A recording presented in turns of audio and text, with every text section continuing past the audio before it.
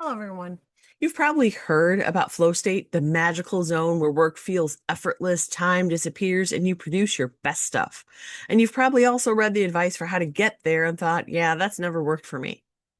Today, we're talking about why that advice fails for ADHD brains specifically, what flow actually looks like for us, and how to create conditions for your version of it, which, by the way, can be genuinely incredible when you stop fighting your brain to get there. Hi, if you don't know me, my name is Shannon Schroeder. I am the F-Bomb coach. I help ADHD women build sustainable systems for their businesses and their lives. So let's get into it. What is a flow state? It's the sweet spot between boredom and anxiety. The sweet spot concept is key. Too easy and your brain checks out from boredom. Too hard and anxiety shuts it down. Flow lives right in the middle. Here's the thing though, that sweet spot looks different for ADHD brains. The condition that gets you there are different. The way it feels is sometimes different, and the advice for finding it is almost entirely written for neurotypical brains.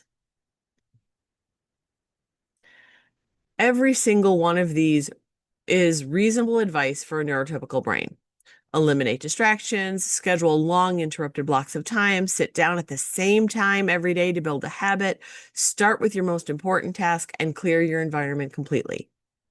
Traditional flow advice assumes that focus is a faucet that you can turn on with the right conditions. For ADHD brains, it's more like a weather system. You can create conditions that make it more likely. You can't just schedule it for Tuesday at 9 a.m.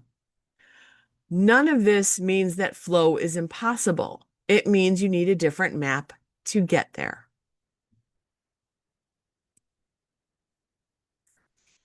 ADHD flow is not the serene monk in a library version.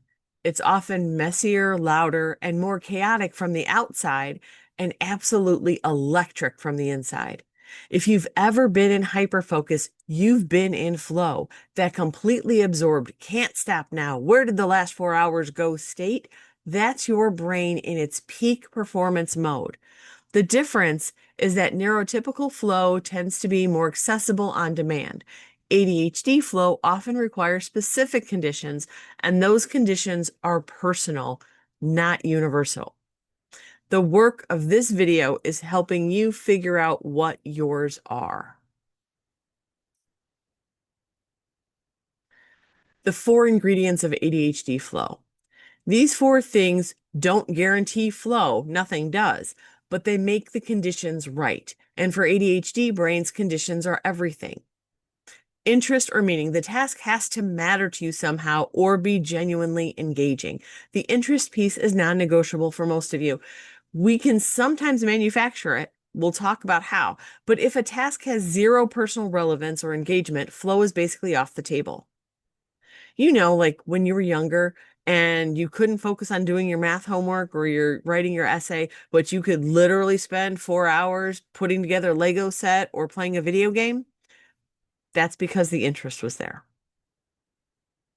Appropriate challenge. It has to be hard enough to be stimulating, but not so hard that it triggers shutdown. You need to be challenged. That Lego set was challenging. There were, 1,000 pieces. Looking at a piece of paper to write an essay, not interesting and maybe not even challenging. Low self-monitoring. You're not watching yourself work and judging it in real time. This is sneaky. Flow can't happen when you're constantly checking whether you're focused enough, working fast enough, doing it right enough. The internal observer, that nasty little voice, that breaks the flow state before it can even build. And then finally, momentum. You're already moving even a little before flow arrives. This is the most underrated one. Flow almost never starts at zero. You have to get moving first, even if it's ugly and bad and messy, even if it's slow, and let it build from there because the momentum will carry you into your flow state. How to create your personal flow conditions. Your answers to these questions are your formula. This is the most important exercise in this whole video. Your flow conditions are personal. Mine are going to be completely different than yours. I know some people only hit flow in a coffee shop with headphones on. Another person needs total silence and a very specific playlist. Someone else needs to pace for 10 minutes before they sit down to work. None of these are wrong. They're just different brains with different needs. If you genuinely can't remember a flow state, think about hyperfocus instead, because really they're the same thing. Same brain state, different word. When did you last hyperfocus? Start there. Write down your answers right now if you can. Don't trust your brain to hold on to them. So, when was the last time that you were in that flow state, that hyperfocus? What were you doing? What time of day was it? What was the environment like? The sound, the light, the temperature? Were you alone or with others? What were you working on and what made it compelling? What did you really get into? And what did you do right before you sat down? Because that may be one of your triggers.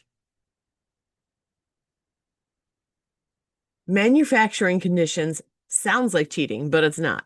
It's just being intentional about your environment instead of hoping that your brain cooperates. For interest and engagement, connect the task to a bigger purpose that you actually do care about. So, maybe writing that essay in high school was not something that you cared about, but you did care about going to college. And you knew that you needed to pass English and get a decent grade to get into the college that you wanted to get to. So you can attach it to a bigger task, right? I don't really care about this project my boss has me working on, but I know that if I perform well, I'll get the promotion that I'm looking for. Add a creative constraint or a challenge to routine work. When you're doing something like write this email, it's boring. But write this email in under 100 words. Now it's a challenge. Can you get the full meaning across, accomplish your goal in under 100 words? Try it. Your brain will respond to that. Reducing self-monitoring. Give yourself permission for the first draft to be crappy. That permission is huge for perfectionists, which is most of us. Flow cannot coexist with perfectionism because that voice is always saying, no, it's not good enough, not good enough. So you need to turn that inner critic down to get into flow state. For building momentum, start with the easiest part, not necessarily the most important, because that easy part, that's going to start building your momentum. A 10-minute warm-up to the task related to the main work. Revisit the last thing you did so that your brain gets back into context.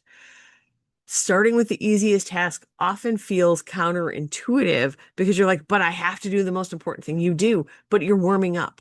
You're getting over that task initiation hurdle so that you're actually moving. And oftentimes a brain in motion tends to stay in motion. So if you get moving on something easy or something adjacent to a big thing, then it will be able to flow right into the big thing a whole lot easier. Sound stimulation and the ADHD brain. This one is very personal, but very impactful. The right sound environment can be the difference between flow and an hour of staring at the screen. So listening to music, things like lo-fi, classical, video game soundtracks. Often the reason lyrics in your music are a problem is that your language processing can't fully ignore them. It's trying to process two streams of language at once. The stream of language of the work you're trying to do and the stream of language of what you're listening to. That's cognitive load, not focus, right? That's not a focus issue. It's you needing to try to pay attention to both things. Complete silence can be underappreciated. A lot of ADHD brains find silence actually louder because with no external input, the internal noise gets turned up. So controlled background sound is a way of giving your brain just enough external input that it settles.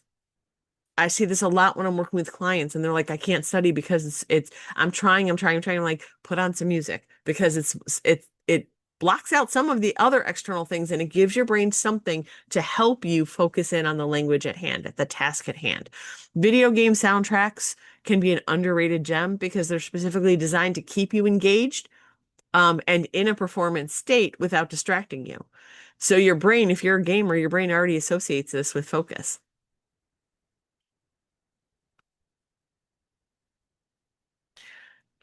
Getting into flow is hard enough for your brain. Getting back into it after an interruption can take 20 minutes or more, and sometimes it just doesn't happen again that session. But when you have flow, what can you do to try and protect it? What does that look like? Have a do not disturb signal, sign, something, so that people around you know, do not interrupt me. If you do need to stop, leave a breadcrumb. That's just like your next steps or where exactly you left off. And this is something that can be amazingly helpful. I do this something like even when I'm just taking a break, like I'm not in flow state and I got interrupted, but it's just time to like get up and move.